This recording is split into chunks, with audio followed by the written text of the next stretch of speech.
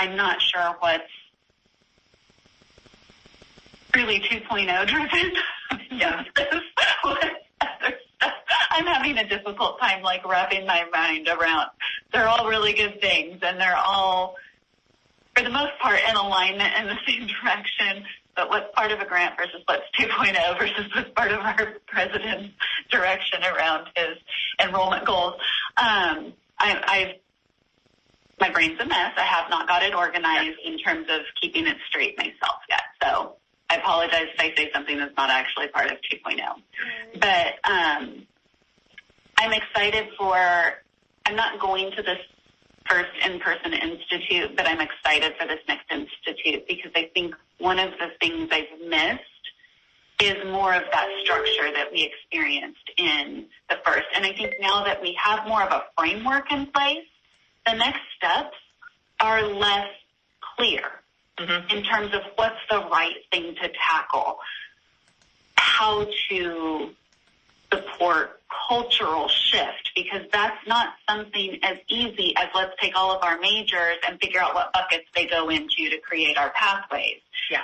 And it takes time. That's not going to be a one term or one academic year type thing. So prioritizing what the next best step is that is in alignment with where we're at as a college with our framework, with this restructuring, with really looking at, now that we've gone through all of this work, I feel like a pause is necessary to really look at, we did all of this now, what's working and what maybe needs to be shifted. And I feel like that's one of the things that is getting a little bit lost in all of the next steps with moving the needle and discuss how to embed equity and looking at how the additional changes we need to make to our processes and procedures. And it's all connected, but it's less clear what the next right step is to make this a logical process that's going to result in long-term sustainable change. I will say that I'm really grateful for the CAGC 2.0 project because it keeps us moving, right? And especially when the pandemic hit and everything went crazy, we still had CAGC 2.0 to continue us on. Like, we knew the next webinar was coming up, so let's talk about who's going to be there and why they need to be there and how this conversation works into our identified goals for the year. Because we're really focusing on, a couple different things per year now as opposed to like everything on earth like we did the first couple years. How does this fit in with our work in the student-centered scheduling? How does this fit into our work with success teams? How does this fit into our work with these types of areas? So again, the structure gives us that momentum to move on and continue the work that we're doing. The webinars have been very timely. They've been very good topics, aligned to some of the work that we're doing. And I think that's been really great. I think like Samara, I think now that we have institutes coming back, we purposely picked some of our people who had never been to institutes before, some of our success team members to really get them like on board, and hoping to move them forward on that. I will say that we've really done well with our coaching. We have Ed as our coach, and just having those call-in meetings with him have been really have been great. We had one this week, I believe, where we could just soundboard things off of him and say, like, are we crazy? Are we the only people dealing with the fact that we can't get this data, or these people won't work with us, or this, things like that. So I think that part of it, we had the coaching in the 1.0 model, but it was more of a big picture, big group coaching, which was great. Chris was amazing. But the one-on-ones with Ed have been really powerful. And I will also say that the virtual consultancies have been really interesting. Being able to see, again, commonalities in some of the issues that we have all together, working with and being able to talk to people within a smaller cluster of groupings has been really good.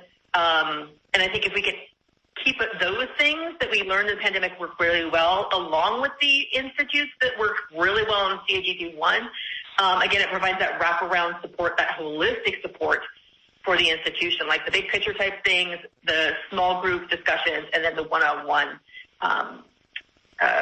coaching. They've all been very effective. And when we needed them, they were there.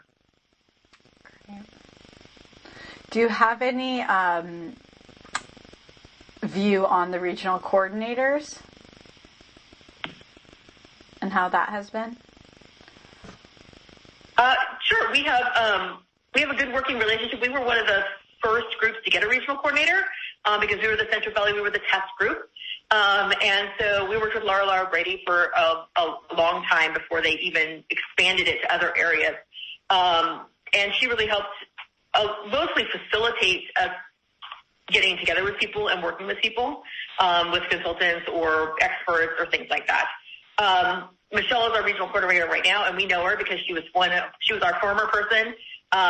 She had Samara's role beforehand, and she was kind of our core team for our GP thing. So she knows us really well, and so we work really well together with her.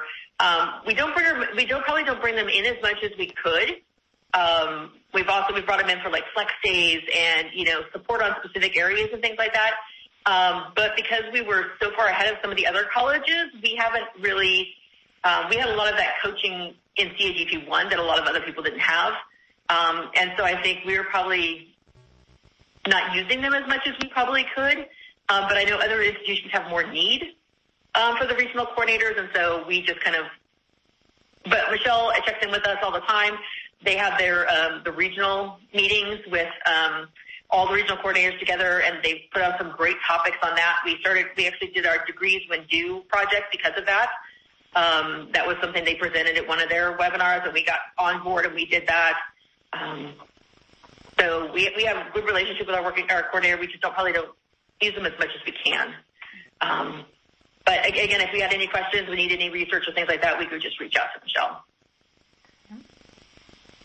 And do you have any kind of suggestions for how 2.0 could be improved or strengthened to better support the needs at your campus? Like either specific topics that would be helpful to cover, or like shifting the supports in some ways, or something more the coach could do, or if the institutes or the webinars look like this, or you know what I mean? Like any specific feedback on strengthening or improving. I have one idea, but Samara, do you want to go first? No, you go. I'm honestly not sure where to start with that. Well, and my thing is, especially when we started the GP1 program, we had a lot of people coming in from other states, other areas, coming and talking about their processes, right? Which were great. They were inspiring. They were doing these types of things. But there are some California-specific things that I won't say they were barriers, but they are considerations that we have to address as part of this. Things like AB 705. Things like shared governance, things like, all the craziness that's going on with some of the other issues that are going on in California. And so when people are like, well, we just had all of our counselors do that. Well, no, we can't do that. It's our state or things like that. So, in 2.0, I would love to see more California examples. I think some of our colleges have really been doing some amazing things, and I think showing how they're doing it within the structures that we all live in would be really exciting to see. I mean, I love the national examples. They're great, but sometimes the local examples have a little bit more applicability to kind of the environment that we're in. And I think it would show off the work that we did in CAGP1 to bring it back to CAGP2, right? That this work continues on, that we're working on these types of things. The other thing is, what was I going to say? I'll think about it if Samara has an idea. Yeah, just a quick question, a follow-up on that, Stephanie. Are there any colleges at the top of your mind that you would want to see kind of lifted up or sharing their experience in particular? I don't have any colleges specifically. I will say that, and this is just like, because we're a small rural college from the Central Valley. Like, nobody ever asked us to do anything. There are a couple of colleges that always get picked for everything. Chaffey and Mount Sac and those types of things, which is great, but we've all seen that presentation 50 times, right? So, but, how is Shasta doing with this project? Or how is, Taft or, some of the smaller colleges that are doing really great things? How do they bring it forth. So things that we don't know about in the statewide level,